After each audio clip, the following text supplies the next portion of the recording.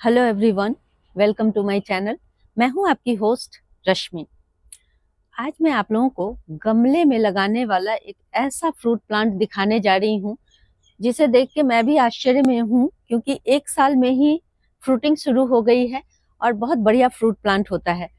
आज आपको दिखाने जा रही हूं कि किस तरह से हम उसकी केयर करेंगे जिससे आप लोग भी अपने छत और बालकनी में अपने इस तरह के फ्रूट प्लांट लगा सकें। चलिए चलते हैं हमारी वीडियो में। आज मैं आप लोगों को अपने पीच का प्लांट दिखाने जा रही हूँ, जिसे आडू भी कहते हैं। कुछ अलग अलग जगहों पे अलग अलग नामों से जाना जाता है। बहुत दिन से मैं इस प्लांट की खोज में थी और आपको इसे जादू ही कहेंगे कि एक साल में एक 12 इंच के गमले में लगा हुआ पीच का प्लांट कैसा दिखता है।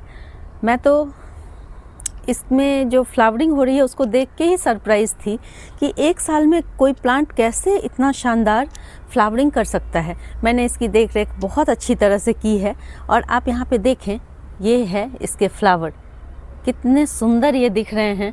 यहाँ देखें, पूरे बंचेस में सब जगह ये भरे हुए हैं और आप यकीन नहीं करेंगे, मैं इसकी बस 1 फीट की डंडी लगाई थी और एक साल में देखें इसकी थिकनेस, देखें, ये देखें इसकी थिकनेस कितनी बढ़िया है। ये एक ग्राफ्टेड पौधा है, तो जब भी आप गमले में कोई पौधा लगाते हैं तो ग्राफ्टेड वैरायटी ही लगाएं और बहुत एक्सट्रीम कंडीशन में भी ये प्लांट चल जाता है। क्योंकि देखें, इसने पिछले साल की गर्मी भी 48 डिग्री टेम्परेचर भी बर्दाश्त किया है और बहुत ज़्यादा ठंड, तकरीबन 2 से 3 डिग्री टेम्परेचर ठंड में मेरे यहाँ चला जाता है, उसे भी इसने बर्दाश्त कर लिया है। तो आप सोचें कि ये प्लांट कितना शानदार होगा।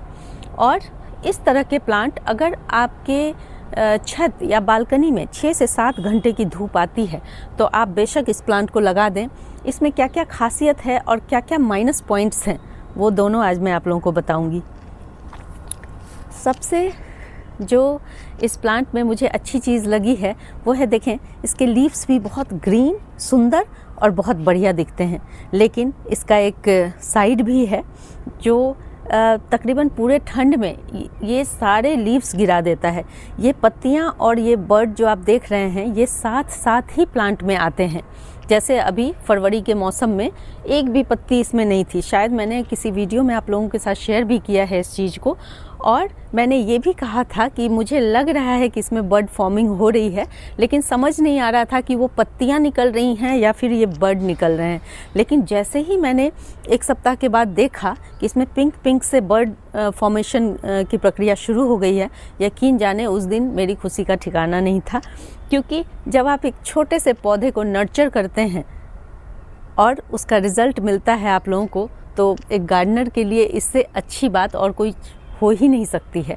हाँ, ये प्लांट आपको हर 2 साल पे रिपॉट करना पड़ेगा।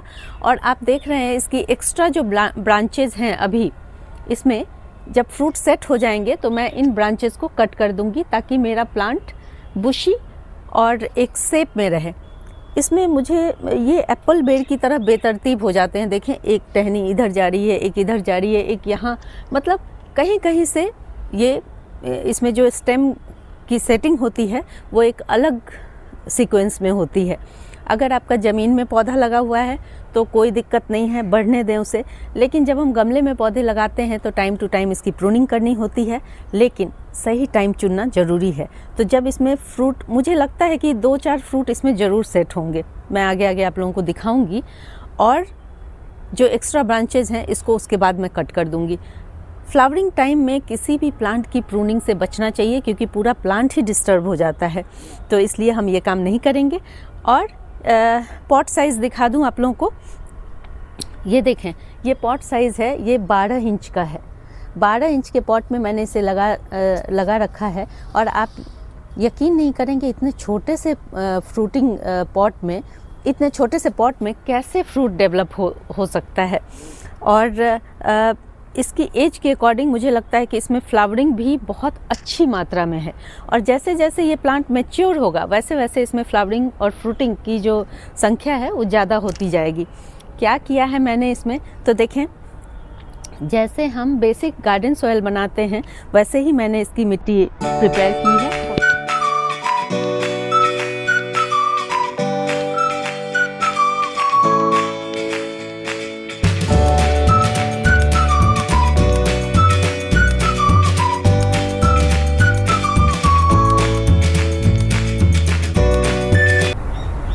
इसकी जो सॉइल मैंने तैयार की है वो एक बेसिक सॉइल है जो मैं तकरीबन अपने सारे फ्रूट प्लांट्स के लिए तैयार करती हूँ।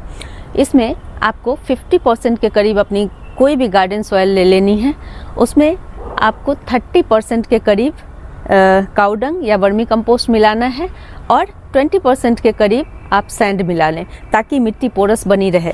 आप देखें इसमें मॉइस्चर जो है वो बहुत ज़्यादा है इस समय, तो अब मैं 3 से 4 दिन बाद इसमें पानी डालूंगी क्योंकि अभी फ्लावरिंग पे है। तो जैसे ही आप बहुत ज़्यादा गीला इसे रखेंगे तो ये अपने सारे फ्लावर गिरा देगा और फिर फ्रूट बनने में बहुत दिक्कत होगी, क्योंकि इसकी जो नई नई जड़ें होती हैं, जो फीडर रूट्स होती हैं, वो कहीं ना कहीं ख़राब होती हैं, सड़ने लगती हैं और आपका प्लांट कमज़ोर हो जाता है। और आपको तो पता होगा कि कमज़ोर प्लांट में फ्लावरिंग और फ्रूटिंग नहीं होती। तो रेस्ट्रिक्टेड एरिया में जब भी कोई फ्रूट प्लांट लगा रहे हैं तो आपको बहुत सारी चीज़ों का ध्यान रखना होगा। फुल सन 6 से 7 घंटे की सनलाइट, और अभी इस वक्त इसमें कोई भी खाद मैं नहीं डालूँगी। जैसे ही इसमें छोटे छोटे फ्रूट बनने लगेंगे उसके बाद इसमें मैं पोटास, या तो आप केले का लिक्विड फर्टिलाइज़र डालें या वुड एश डालें या फिर बोन मील डालें, इस तरह के थोड़ी मात्रा में, क्योंकि पॉट साइज और पौधों की एज के अकॉर्डिंग ही हमें फर्टिलाइज़र डालने होते हैं। ऐसा नहीं है कि आपने इसमें आधा किलो भर के डाल दिया तो ये सारे फ्रूट और फ्लावर सारे गिर जाएंगे और कुछ भी नहीं मिलेगा। तो इस चीज़ का ध्यान रखना है आपको। मंथ में एक बार फर्टिलाइज फूड, अच्छा पोषण मिलना बहुत ज़रूरी है। तो इस तरह से हम अपने प्लांट को फर्टिलाइज़ करेंगे आगे आने वाले दिनों में। अगर आप लोगों ने ये प्लांट नहीं लगाया है तो ये बहुत अच्छा टाइम है, फरवरी और मार्च, कि आप इस तरह के प्लांट लगा लें। और ये बहुत इजीली अवेलेबल है नर्सरीज़ में, और अगर नहीं मिलते तो आप ऑनलाइन भी परचेज़ कर सकते हैं।